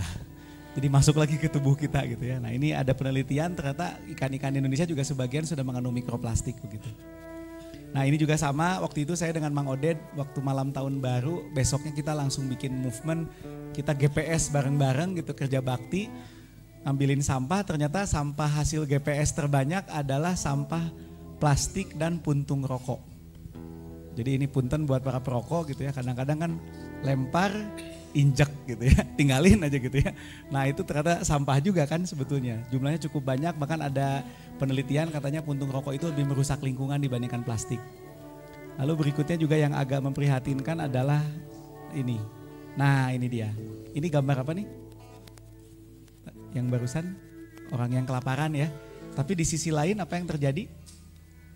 Kita kadang membuang sampah makanan. Next. Nah ini di sisi lainnya, next. Nah ini penelitian juga menyampaikan, jadi setengah sampah kita itu adalah sampah organik. Organik itu salah satunya sisa dari sampah makanan. Ini kondisinya. Nah yang memperhatinkan katanya menurut riset, Indonesia ini peringkat kedua pembuang sampah makanan. Ini renungan-renungan yang perlu jadi perhatian kita gitu ya. Next langsung. Nah, oke next silakan. Ini yang tadi sudah, kita next aja. Nah jadi poinnya kalau kata Mang Odet sih, sampah ini punya dimensi bom waktu ya. Kalau kita tidak segera berubah, ini bisa keburu meledak gitu ya. Nah sehingga mungkin sekarang langsung saja, apa sih yang bisa kita lakukan kan begitu ya. Nah tadi yang jelas pertama bagaimana kita mengurangi sampah kita. Tadi sudah ya, kita gunakan tumbler, pakai misting, lalu pakai tas belanja sendiri. Sebisa mungkin makanan dihabiskan dan lain-lain. Ini upaya pertama kita. Nah yang kedua, yang ini agak krusial. Tadi sebetulnya ini kan sesuatu yang bermanfaat. Bahan-bahan ini ya. Tapi akhirnya jadi sampah gara-gara perilaku kita mencampur adukannya. Kan di Quran aja ya gak boleh dicampur aduk yang hak dengan yang batil gitu ya. Nah kita juga sampah tuh malah dicampur aduk sehingga akhirnya jadi masalah. Jadi solusinya adalah kita pisahkan sampahnya. Dan ini akan jadi movement kita gitu ya. Movement kita pisahkan sampah kita di rumah. Apa yang perlu kita pisahkan dulu sampahnya? Nah yang pertama adalah yang dipisahkan adalah sampah yang bikin jijik, jorok, bau. Yaitu sampah apa? Makanan. Kalau bahasa kita organik ya, sisa makanan dan tumbuhan. Ini harus dipisahin. Jadi kalau menurut saya penting menjadi bagian dari akhlak Islami, sampah jenis ini dipisahkan, caranya bisa dengan menggunakan ember tertutup. Nah ini contoh di gambarnya langsung aja seperti ini. Jadi usahakan sampah sisa makanan tumbuhan itu tidak dicampur, sarannya sih pakai tempat tertutup. Boleh ember tertutup, boleh bekas cat, boleh ember tertutup. Kenapa ditutup? Biar nggak bau, biar nggak dikejar sama binatang-binatang. Dan insya Allah pengalaman yang sudah menerapkan ini, rumahnya lebih bersih. Lalu kalau malam-malam suka ada kunjungan dari kecoa sama tikus, itu berkurang. Insya Allah jadi lebih bersih gitu ya. Nah ini poin yang pertama, sampah sisa makanan dan tumbuhan. Lalu yang kedua, apa sampah yang kita pisahkan? Yang kita pisahkan adalah sampah yang masih punya nilai. Contohnya apa saja? Kertas, kardus, kaleng, plastik itu dipisahin karena ini masih punya nilai. Nah baru yang ketiga itu sampah yang lainnya. Yang menurut kita sudah gak bermanfaat lagi, nah itu masuk ke yang ketiga. Kalau sekarang apa yang kita lakukan? Semuanya dicampur, betul gak? Jadi aja sampah semuanya. Padahal sebetulnya bisa aja gak jadi sampah. Nah jadi programnya sudah diskusi dengan Ustadz, kita akan mulai insya Allah kita akan menggerakkan yang namanya sedekah sampah. Jadi pertama sisa makanan dan tumbuhan itu bisa kita sedekahkan ke siapa kira-kira? Kalau teman-teman punya binatang atau peliharaan di rumah bisa disampaikan ke mereka gitu ya. Atau yang kedua sederhana, kita sedekahkan kembali ke alam. Karena sesungguhnya sampah jenis ini bisa didaur ulang oleh alam. Caranya sederhana, bikin lubang di depan rumah. Sederhana gak? Bikin lubang depan rumah, ya udah masukin situ aja. Tapi jangan dicampur dengan sampah lainnya, hanya sampah sisa makanan dan tumbuhan saja. Masukin ke lubang itu, kalau pengen lebih rapih ya ditutup lubangnya. Dan nanti secara natural alam akan mendegradasi jadi pupuk akhirnya. Jadi akhirnya tanahnya jadi makin subur. Kalau pengen lebih cepat proses menjadi pupuknya bisa ditambahin gula sama juga pakai air siraman beras. Itu lebih cepat lagi. Kalau mau lebih advance lagi ada teknologi yang lain. Tapi yang sederhananya kayak gitu aja sebetulnya. Jadi bisa bikin lubang. Nah kalau lubangnya terbatas lahannya bisa lubangnya lubang biopori. Kalau biopori lebih kecil ya. Pakai alat tapi ngegalinya. Nah, atau saya belum bisa juga membuat lubang di rumah gak memungkinkan ya. Berarti gak apa-apa dipisahin tapi kasihin ke petugas kebersihannya sudah terpisah. Karena ini yang jorok tuh kan yang ini. Nah itu jenis pertama sampah sisa makanan dan tumbuhan kita sedekahkan kembali ke alam. Bahkan didiemin di halaman rumah juga nanti hilang dengan sendirinya kalau ini. Nah sekarang kan kita dibuang masalahnya ya. Jadi aja sampah dan ini 50% loh sampah kota Bandung tuh sampah jenis ini. Jadi kalau ini dilakukan di masing-masing rumah berkurang gak sampah yang dibuang? Berkurang insya Allah 50% masalah selesai. Nah yang kedua adalah sampah yang masih bernilai. Yang masih bernilai itu contoh ini yang tadi contohnya ya gambarnya ya. Kita skip. Nah sampah yang masih bernilai. sampah yang masih bernilai itu adalah sampah yang masih bisa didaur ulang. Ini kita sedekahkan juga sampah-sampah ini. Dan kita akan langsung program aja sekarang Ustaz ya mungkin ya. Ya, jadi sambil diskusi aja ya Kang Gunggun. Siap Ustaz. Setelah kita mendengar, slide-nya balik ke awal aja, sedekah sampah. Setelah kita mendengar presentasi dari Kang Gunggun tentang bahayanya sampah dan yang tadi di mana Kang? Pembuangan teh? Sari Mukti. Sari Mukti. Iya. Kalau kita lihat tadi tentang keadaan di Sari Mukti, yang harus juga coba kita sadari bahwa di situ tuh ada sampah kita setiap hari loh. Kalau nggak salah satu orang sampah hasil risetnya tuh 0,6 kilogram per orang per hari. Hampir 1 kilo ya? Iya mendekati 1 kilo. Berarti satu orang di antara kita itu minimal setengah kilo nyumbang sampah. Kebayang gak kita di sini ada berapa ribu orang? Kalau ada 1.000 orang kita di sini berarti udah 500 kilogram sampah per hari dari kita semuanya. Dan itu ada di Sari Mukti. Ini artinya kita menyumbang masalah juga untuk lingkungan, untuk alam. Belum lagi nanti untuk warga yang ada di sekitar sana yang akan menjadi terdampak dari posisi tempat pembuangan sampah.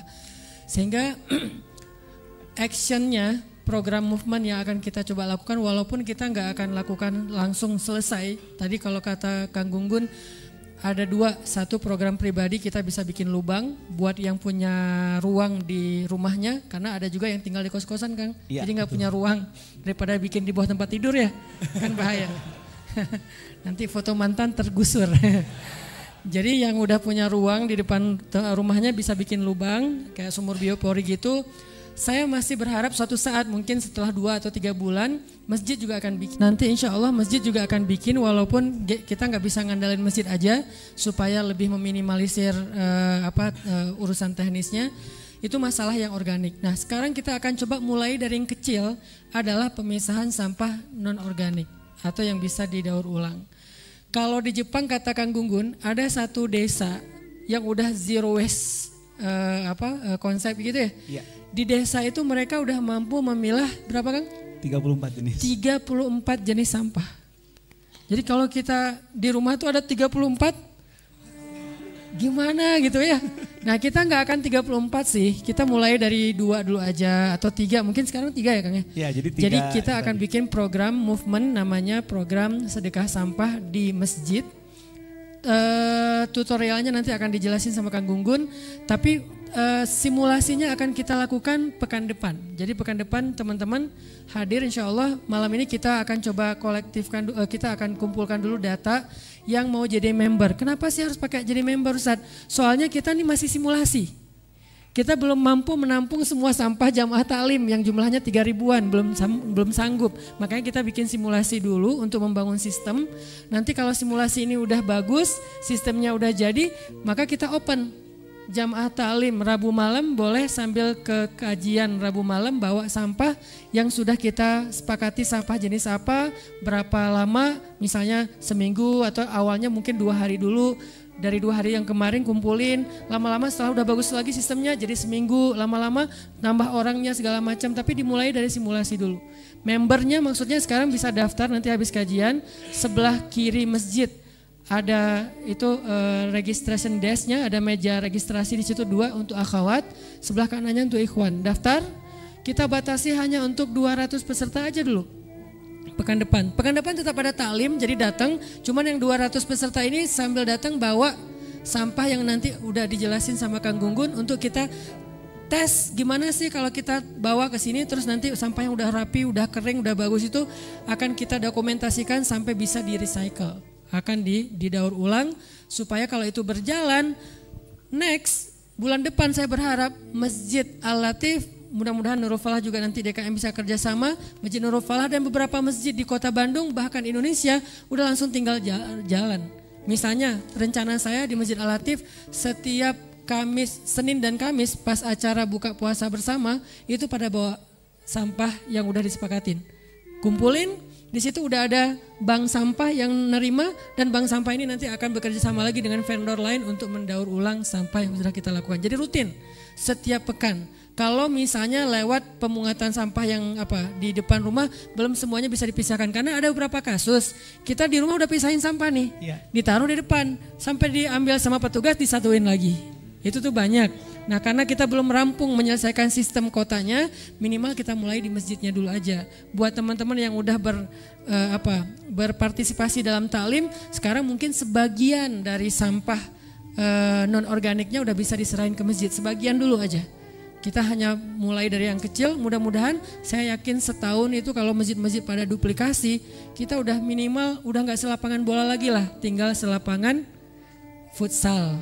Ya, sehari selapangan futsal, oke lah, ini masuk lapangan bola. Tapi selapangan futsal full sampai ke atap. Sama aja kan. Nah itu mulai minggu depan, jadi teknisnya malam ini teman-teman boleh daftar. Nggak ada biaya pendaftaran, tumbler ini boleh beli, boleh enggak. Boleh juga ambil kasih sedekah, mah enggak. Ini tumbler bukan untuk dijual belikan, cuman ganti modal karena kita beli juga dari pusatnya. Nanti nggak tahu saya juga harganya berapa, mau dibeli harga normal, bukan harga normal, harga HPP boleh. Mau disedekahin buat operasional program ini boleh. Mau minta karena saya nggak punya duit tapi saya butuh tumbler, nanti bisa kerjasama dengan Pemuda Hijrah, ambil di depan, jadi member, dan minggu depan teman-teman bawa sampah yang sudah disepakati dan akan diajarkan tutorialnya sama Kang Gugun. Enggak kan? Ya jadi jazakallah Ustadz. Jadi sederhananya begitu teman-teman sekalian ya. Jadi movementnya memang di rumah kita mulai bangun budaya pisahkan sampah. Satu, sampah sisa makanan dan tumbuhan dan diselesaikan di lubang di halaman masing-masing. Nah yang kedua, sampah yang bisa didaur ulang. Nah untuk pekan depan sepertinya kita akan mulai dengan 3 jenis dulu saja untuk yang bisa didaur ulang. Sebenarnya kan banyak ya kertas, kardus, tapi kita akan mulai dengan 3 jenis dulu saja. Kita akan bangun budayanya. Ini di depan udah ada ya? Udah ada. Ada 3. Ini yang jangan pertama dilihat. mungkin jenis yang ini mah langsung mudah difahami ya. Kertas sama kardus. Clear ya? Jadi teman-teman bisa bawa kertas sama kardus. Nah kalau seandainya bentuknya seperti ini, kira-kira dibawanya kayak gini nggak? Nggak, jadi ada effort sedikit ya. Effortnya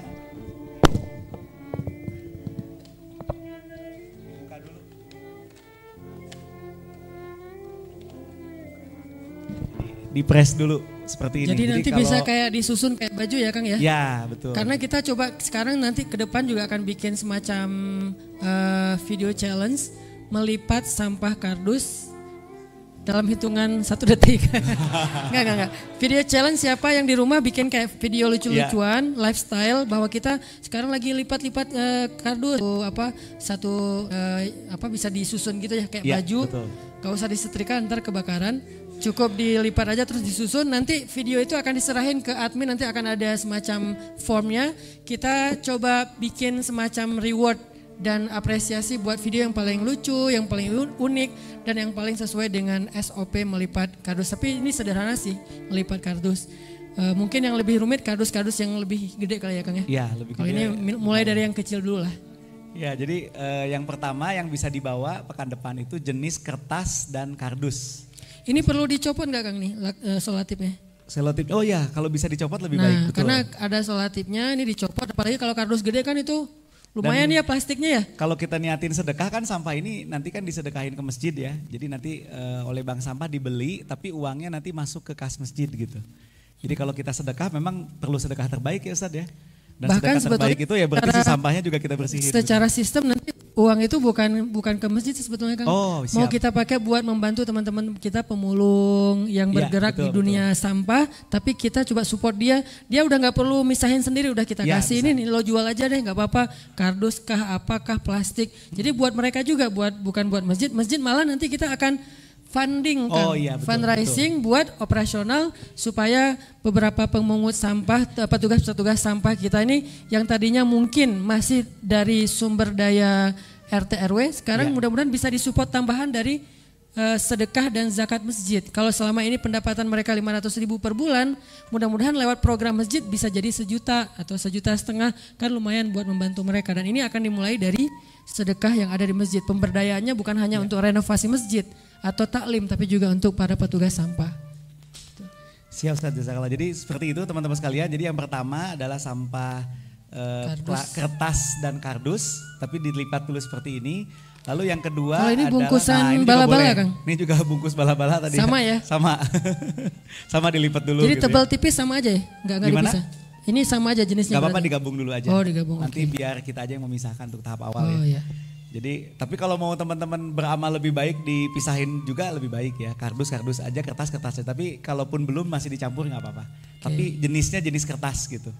Nah yang kedua yang dikumpulkan juga adalah jenis ini. Sampah botol minuman.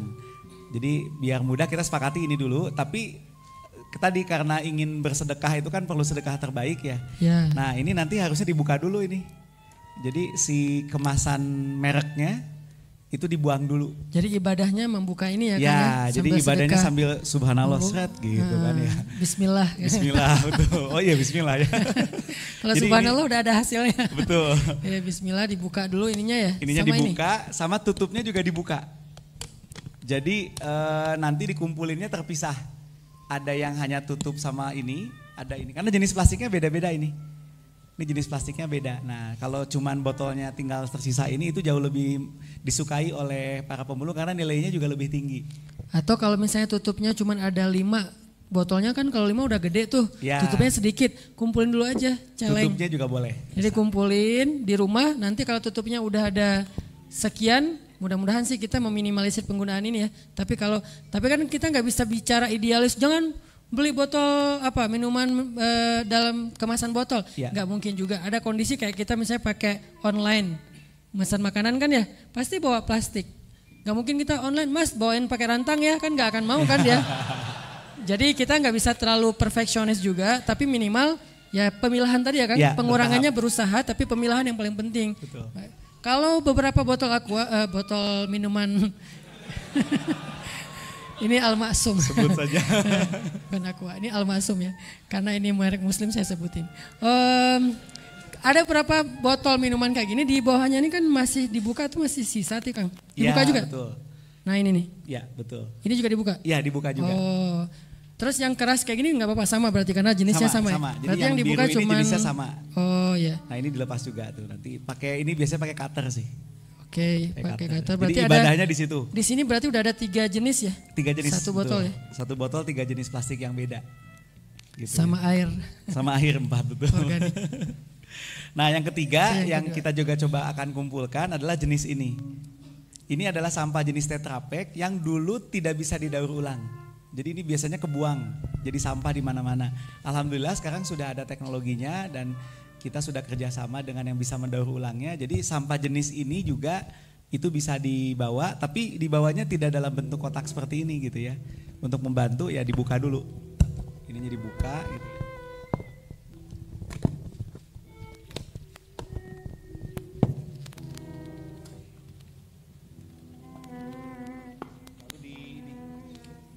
Dikempesin, jadi lurus seperti ini. Nah ini bisa di video nih. Nanti mudah-mudahan yang menang video challenge seperti ini. Makan dinner bareng dengan Ustadz Abdul Somad. Wah. Atau dinner bareng dengan Ustadz Adi Hidayat. Ya jadi kayaknya untuk tahap awal 3 itu dulu aja Ustadz ya. Ya, ini kan sebetulnya juga ada sedotan Kang. Ya sedotannya sedotannya dipisahin. ditaruh ke sini? Sedotannya boleh, sedotannya boleh dibawa. Masukin jenis plastik yang mirip kok itu. Oke, karena ini ada sedotan dan ada plastiknya kecil sih di sedotan. Bisa dimasukin ke plastik ya. Nah insya Allah teman-teman pekan depan buat member bisa membawa salah satu atau 3-tiganya dari 3 jenis sampah yang tadi udah sepakatin. Botol minuman mineral, kemudian kertas kardus sama Tetra Pak.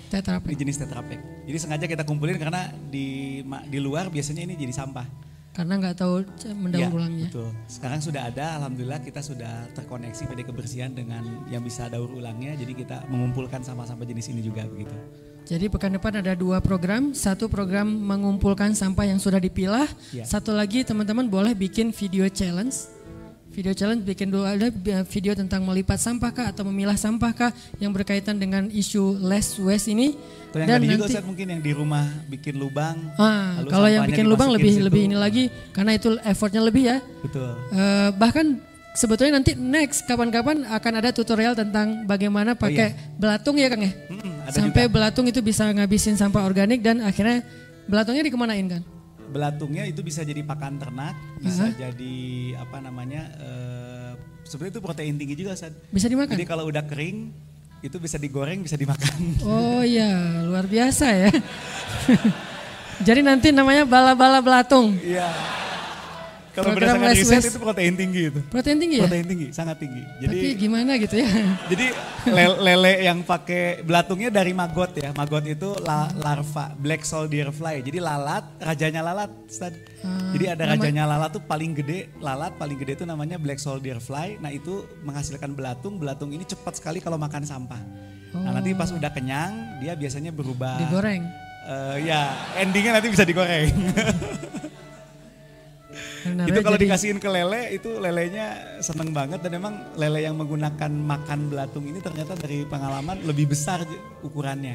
Nggak tahu kalau manusia ya belum pernah. Jadi kalau dulu ada ada peribahasa ada udang di balik peyek, sekarang ada belatung di balik peyek, lebih ngeri ya. Jadi insya Allah nanti, tapi itu semuanya tahapan-tahapan akan kita jalankan. Cuman memang harus dimulai dari yang kecil dan yang mudah dulu. Dan memang di masjid. Kenapa? Alasan tadi supaya masjid ini bisa menjadi pusat solusi masalah sampah. Dan kita kerjakannya bareng-bareng. Insya Allah dengan kayak gitu ke depan akan muncul solusi yang lebih konkret untuk masalah lingkungan kita ya Kang ya. Nah nambahin juga Ustaz, bagi warga Bandung sebetulnya kita sudah ada juga akun sosial medianya ya @kangpisman ya. Ini gerakannya kalau di Kota Bandung namanya Kang Pisman. Itu singkatan dari? Kurangi, pisahkan, manfaatkan sampah. Maskotnya Pisman. Mirip Kang Gunggun ya? Jangan-jangan. Jadi kurangi berarti sampah, jangan mubazir ya. Ya betul yang tadi, sebenarnya pisahkan sampah 3 jenis tadi, lalu manfaatkan sampah ya salah satunya kalau sampah organik disedekahin ke alam. Kalau sampah yang daur ulang ya kita sedekahin begitu. Oke. Dan terakhir satu lagi yang cukup penting juga, satu hal sih teman-teman ya. Jadi bukan sekedar misahin sampahnya sebetulnya yang terpenting. Karena at the end ini bicara perubahan budaya, betul nggak? Kalau Mang Oded wali kota kita mengatakan gerakan-gerakan seperti ini bukan cuma sekedar urusan kebersihan, tapi ini bicara perubahan budaya. Logikanya gini, kalau orang sudah peduli pada urusan kebersihan, udah mau misahin sampah, maka logikanya untuk urusan yang lain pasti dia akan lebih peduli, betul nggak Ustaz? Maksudnya jadi, kalau udah peduli tentang sampah, tentang pasangan lebih peduli ya? Betul. Jadi sampah aja diperhatikan. Berarti kalau mau cari pasangan lihat sampahnya gitu. Lihat di rumah udah dipisahin belum gitu ya. Kalau belum dipisahin bahaya ya, nggak setia berarti. Begitu Ustaz mungkin ya. Oh ya, barakallahu fiik Kang Gunggun. Alhamdulillah. Jadi teman-teman sekarang kita sepakati dulu programnya tentang pengumpulan 3 sampah yang sudah dipisahkan tadi sama video challenge di rumah masing-masing. Dan nanti sama panitia udah ada meja pendaftaran untuk jadi membernya supaya kita bisa ngukur. Kenapa dibatasin 200 orang Ustadz? Karena kita belum mampu untuk mengumpulkan semuanya. Baru segitu yang kita mampu untuk kita sampai bawa ke bank sampah. Hanya sekedar untuk membuat semacam simulasi dulu aja. Nanti kalau udah berhasil sebulan 2 bulan, maka bebas siapapun setiap talim bawa sampah yang sesuai dengan kesepakatan ini, SOP-nya, maka akan kita terima insya Allah. Pesan moral pertama adalah kalau kita pengen ditolong oleh Allah, kalau kita pengen Allah kasih banyak kejutan, kalau kita pengen hidup kita itu penuh dengan kebaikan, pesan moral pertamanya adalah sawa as-sabil. Jangan keluar dari jalan Allah Subhanahu wa taala. Jalan Allah itu artinya syariat. Syariat itu dalam bahasa Arab artinya jalan hidup, the way of life yaitu Islam. Jangan keluar dari jalan Allah. Tetap aja di situ. Pasti Allah kasih. Kalau pengen pas kita berjalan tiba-tiba ada kejutan dari langit, sawa as-sabil, tetap di situ. Jangan kecewain Allah. Jangan sampai Allah Subhanahu wa taala ngelihat kita ngeposting sesuatu yang Allah nggak suka. Bayangin kalau Allah udah unfollow, semua akan unfollow. Tiba-tiba akun kita jadi kosong, nggak ada followers. Apa arti Allah unfollow? Bara'atum minallah. Awal surat At-Taubah. Allah berlepas tangan. Berlepas tangan bahasa sosmednya unfollow. Lebih parah lagi kalau Allah sudah ngeblok. Khatamallahu ala qulubihim. Udah unfollow, diblok pula. Jadi kita japri nggak masuk, contrengnya cuma 1, udah diblok. Kita telepon, dialihkan ke nomor yang lain. Kita DM nggak masuk juga, artinya kita di blok. Request nggak di respon. Artinya jangan sampai Allah ngelihat postingan kita yang keluar dari apa yang Allah izinkan, sehingga akhirnya Allah nanti unfollow kita, ngeblok kita, menjauh dari kita, berpaling dari kita. siapa lagi yang bisa menolong kita setelah Allah? Ini pesan moral pertama tuh, tetap sawa as-sabil. Apapun masalah kita, dalam pekerjaan, gimana pun sulit, jangan sampai kita melanggar. Jangan sampai kita pakai jalan pintas. Jodoh juga gitu, gimana pun sulit, jangan pakai jalan pintas. Rezeki, jodoh, sekolah, belajar, keluarga, teman, apapun, sakit, sawa as-sabil. Nanti Allah akan nyediain buat kita hal-hal yang kejutan. Pesan moral kedua, selama kita sawa as-sabil, terus minta sama Allah. Karena berdoa itu walaupun belum dikabulkan, tetap dia ibadah. Doa itu ibadah, teman-teman. Jadi kalau ada orang yang bilang, jangan banyak-banyak doa, malu sama Allah, mending kita beramal aja. Berarti dia nggak paham. Kalau doa itu dalam Islam, sama seperti orang sholat sunnah 2 rakaat. Makin dia banyak berdoa, makin Allah sayang sama dia. Beda dengan manusia, kalau kita banyak minta, dia jadi kewalahan, jadi malas, tebal gitu. Minta aja nih orang. Kalau dengan manusia, kita banyak minta, dia menjauh. Kalau Allah kita banyak minta, Allah mendekat. Allah senang kepada hamba yang meminta. Masalah sepele, garam kata Nabi. Mintalah kepada Allah walaupun cuma garam. Jadi lagi masak, gak ada garam. Ya Allah, garam. Minta sama Allah, udah gitu baru beli di warung. Minta dulu, kenapa minta kok beli di warung? Karena bisa jadi kalau kita hanya membeli garam di warung, lalu kita masak, kita tidak dapat pahala doa. Sedangkan kalau kita berdoa dulu baru beli garam, kita dapat garam plus pahala doa. Dan Allah kasih keberkahan di dalam garam itu. Siapa tahu pas lagi datang ke warung beli garam, yang nungguin warung si Neng. Bukan emaknya ya. Mau beli garam, oh kenapa masak kurang garam ya? Tadi minta sama Allah, ya udah gratis aja deh gitu. Bisa. Atau bisa juga, udah besok-besok gak usah masak sendiri, biar saya masakin. Kode keras ya. Tapi nggak mungkin juga kayak gitu. Artinya teman-teman, minta sama Allah. Ada masalah dikit, ya Allah. Coba ini benar-benar jadi kayak habit kita ya. Ya Allah itu jadi habit. Ya Allah, dikit-dikit, ya Allah, dikit-dikit, ya Allah. Dan Allah tuh senang banget digituin. Nggak repot sama sekali. Walaupun Allah itu sibuk, tapi Allah nggak repot. Kulla yawmin huwa fi sya'n. فَبِأَيِّ آلَاءِ رَبِّكُمَا تُكَذِّبَانِ. Setiap hari Allah itu sibuk. Arti sibuk memberikan apa yang diminta oleh hamba-hambanya.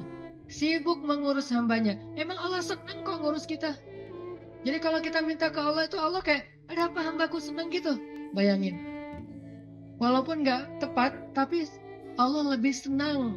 Walaupun analogi ini nggak tepat, tapi kurang lebih bisa kita bayangin, Allah itu lebih senang kepada hambanya yang meminta kepadanya daripada seorang pelayan di sebuah restoran, di sebuah kafe, yang ketika kita minta sesuatu dia tersenyum, dia ada apa Pak, langsung nyatet, langsung dikirim ordernya. Allah lebih senang dari itu. Dan salah satu di antara Nabi yang paling suka berdoa kepada Allah itu siapa teman-teman? Nabi Ibrahim. Allah menyebutkan Ibrahim itu inna Ibrahim la'awwahun halim. Awwahun. Awwah itu bukan awwah ya. Awwah itu beda ya. Kalau awwah justru enggak. Kalau awwah mau. Awwahun artinya da'a, suka berdoa. Ibrahim itu ada masalah dikit, ya Rabbi, doa. Makanya Allah banyak ngasih kejutan buat Ibrahim. Dengan istri pertamanya Sarah, dengan istri keduanya Hajar, dengan anak pertamanya Ismail, dengan anak keduanya Ishak, dengan cucunya Yakub, dengan cicitnya Yusuf. Banyak Allah kasih kejutan buat Ibrahim. Kenapa? Karena Ibrahim sawa as-sabil dan da'a, selalu berada di jalan Allah dan selalu minta sama Allah. Allah itu cemburu kalau kita minta kepada makhluk duluan sebelum Allah. Cemburu kalau kita nyebut nama makhluk duluan sebelum Allah. Cemburu kalau kita berterima kasih kepada makhluk duluan sebelum bersyukur kepada Allah. Allah itu cemburu. Dan Allah layak untuk cemburu. Sehingga kalau kita minta ke Allah duluan, Allah senang banget. Ya Allah, saya lagi kayak gini, sebutin. Baru ikhtiar. Jadi sehari-hari itu jadikan habit kita itu da'a. Dikit-dikit, Rabbi, Ilahi, Ya Allah, Ya Tuhanku, gitu. Sehingga Musa pas lagi perjalanan dari Mesir ke Madian, Rabbi asa ayyahdiyani sawa as-sabil, beri saya jalan yang lurus. Pas sampai di Madian, Rabbi ini bima anzaltani min khairin faqir. Ya Allah, saya butuh sekali rezeki, saya udah lapar, udah berhari-hari nggak makan. Tiba-tiba datanglah kejutan yang ditunggu-tunggu Musa. Cinta anugerah dari Allah, tapi jangan sampai anugerah itu menjauhkan kita justru dari pemberinya. Ini fokus Nabi Musa.